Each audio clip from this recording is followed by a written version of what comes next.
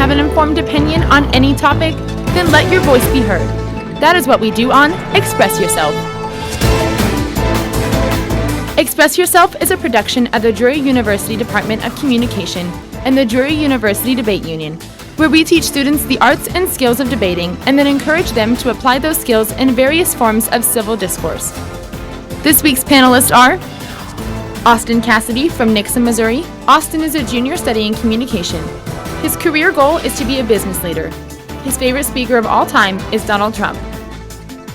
Kendall Stockard, a freshman studying French and marketing from Liberty, Missouri.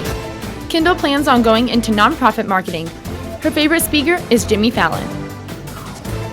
Ameren Link, a sophomore majoring in education and writing from Mount Vernon, Missouri. Ameren wants to teach 4th grade and be a published novelist. She's a big fan of Eric Thomas. Alexander Long, a senior from Mount Vernon, Missouri. Studying psychology, Andrew hopes to be a lawyer one day, and his favorite public speaker of all time in psychology is Ronald Reagan. Our facilitator and moderator is Dr. Charlie DeBerry, director of the Drury University Debate Union. And now, here's Charlie. Thank you. Welcome to the program. Our topic is safety in the public schools. There have been an incredible number of shootings throughout our country in the last few years, where we've had the tragic deaths of students and teachers. There have been various ways described to possibly address this serious problem, and some of them are a little bit shall we say, disconcerting to a lot of people. But one method that has been suggested and is being endorsed by some of our presidential candidates is that we should have schools allow teachers to carry concealed weapons. So let's go straight to our fine panelists and begin with Ameren. Ameren, what do you think? Should teachers be carrying concealed weapons? Well, my stance this evening is a strong yes on that topic. I believe that teachers go through enough security checks and mental health screenings that prior to teaching, that if we began to implement those that are willing and would like to carry a firearm concealed in the classroom, that should be allowed to happen. So you think that'd be all right? I think that'd be all right.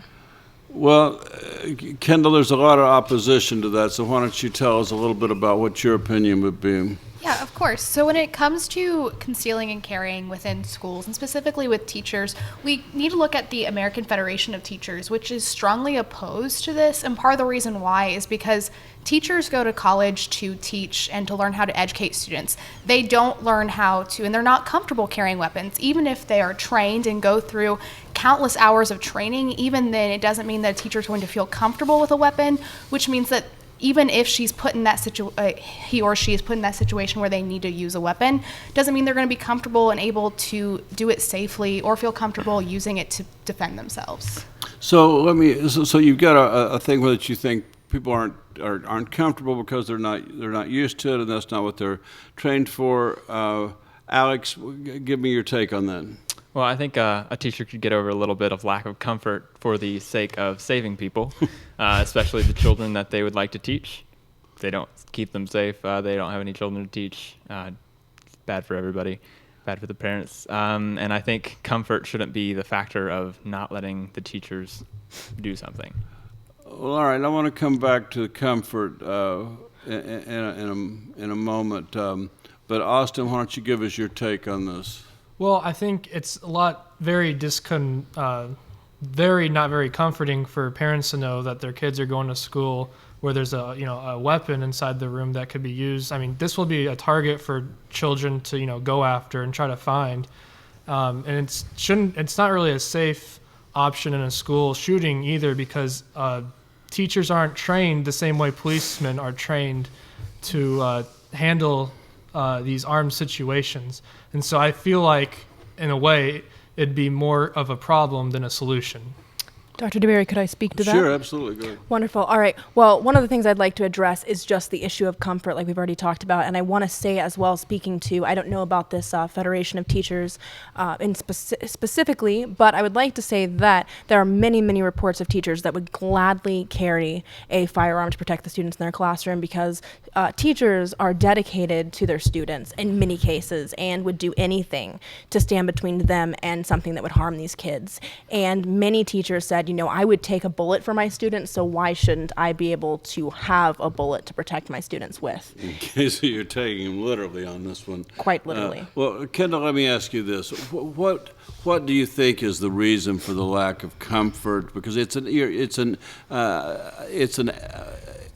issue that's not something we should make light of at all because there are people who are literally scared to death of guns, and we could attribute that to the way we could attribute that to our society. We have mixed messages about. We've been telling people for a long time that for a long time guns were all right, and then we've been telling people that guns are evil, and so a lot of people just have a very strong aversion. So what do you think it would take for people to be comfortable, or do you think we should just say no, we don't want them to be comfortable? I think that, one, I don't think that we should try to force teachers to become comfortable around guns and weapons, and I think one of the majority of teachers do not want to conceal and carry. The American Federation of Teachers has 1.5 million members, and that is the overall stance of these members. They voted on this, what stance they were going to take.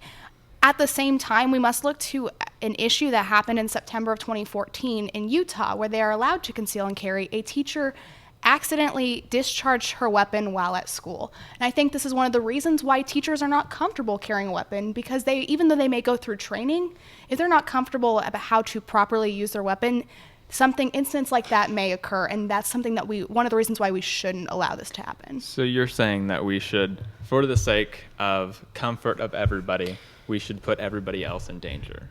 I don't think that allowing concealing and carrying makes the school any safer. Actually, if you look at schools, for a weapon to be readily available in a defense situation, then that weapon isn't going to be properly stored in like a gun safe, which means it's going to be readily accessible to whether it be a child who does like, ooh, what is this? Or it be someone who's actively looking for a weapon to go shoot up their school. So because a gun's accessible makes things unsafe. So with police officers, with the White House, with other areas where we use guns to protect people, we're not going to put them in this area. A defendant of public safety and like a police officer is definitely not the same setting as someone teaching children. The settings are much different for a police officer. He's going to be, around town. He's not in the midst of students 24/7 every day, 7 days a week. So the environment is different. So with a change of environment comes a change for necessity. Well, let me ask you a question. I'm sorry. Let me just.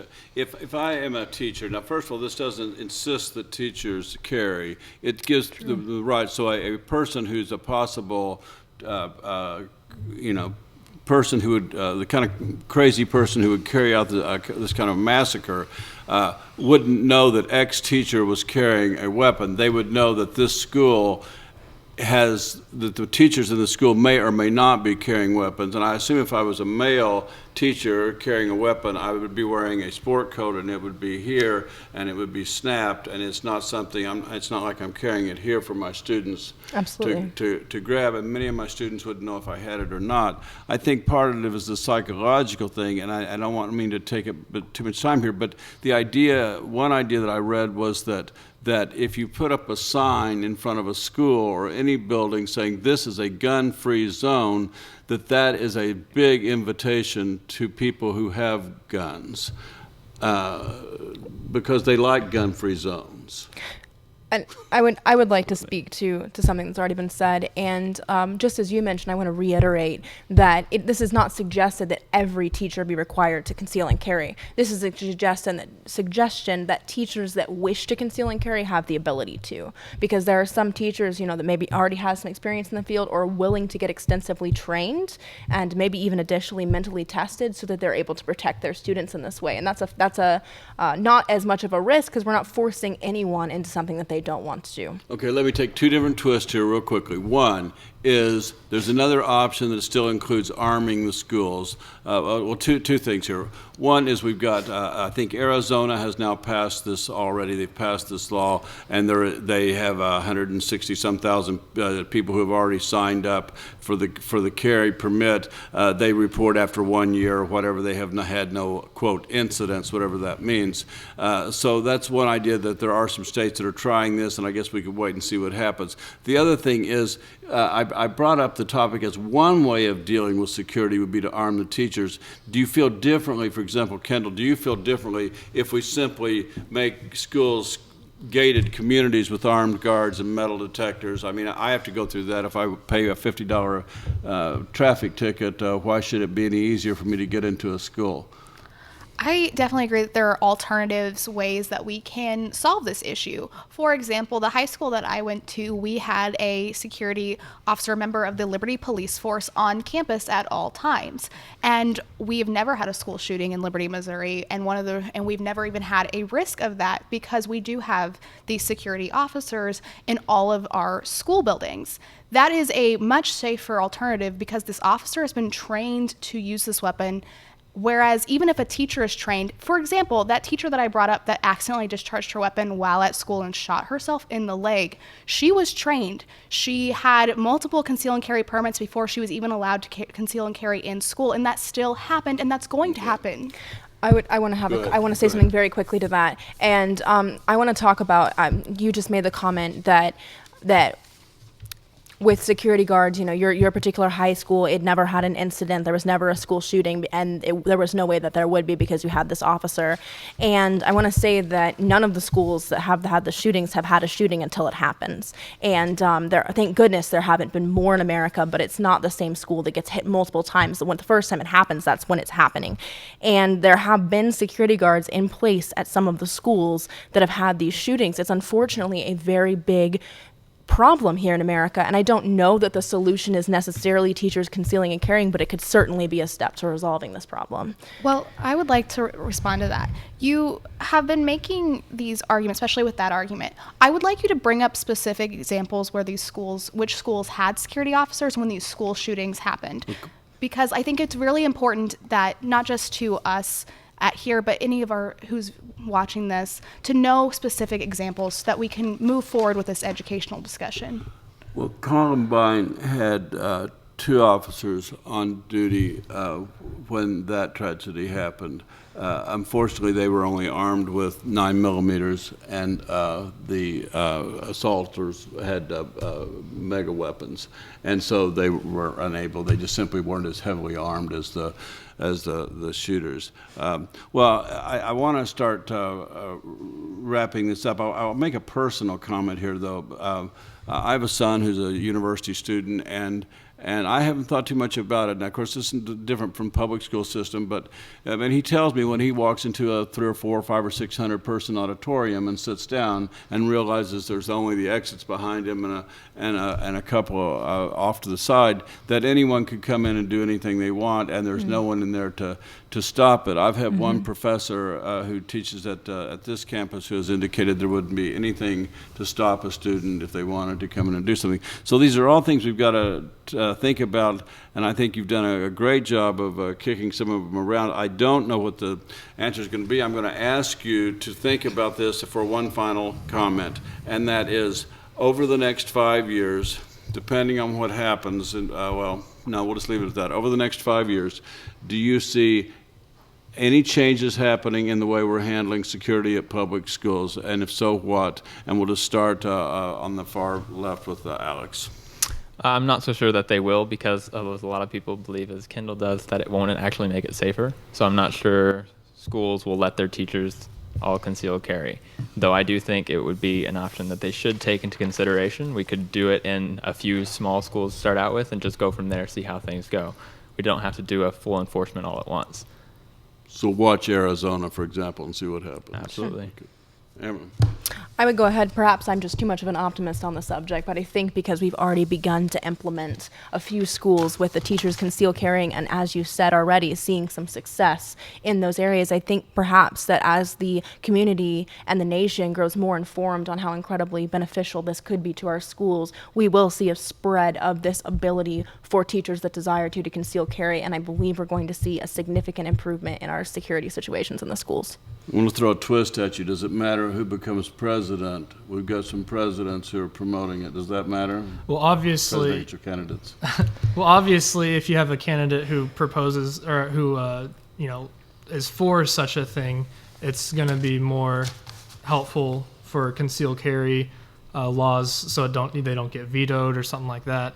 But in the next 5 years, I can see this problem kind of probably going to try to attempt to get resolved, because as these keep happening and on a more frequent rate, Absolutely. we're going to look for something to help stop this, whether it be more mental health facilities or some more security on school campuses. All right, thank you. Go ahead, Kendall.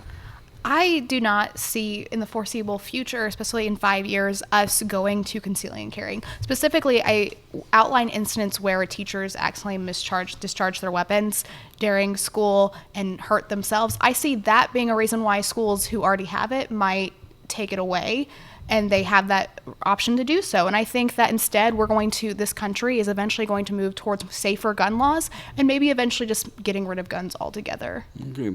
Well, thank you very much, panelists. You did a fantastic job, and thank you, viewers, for tuning in to today's session. If you would like to see more examples of Express Yourself, you can go to drury.edu/debate.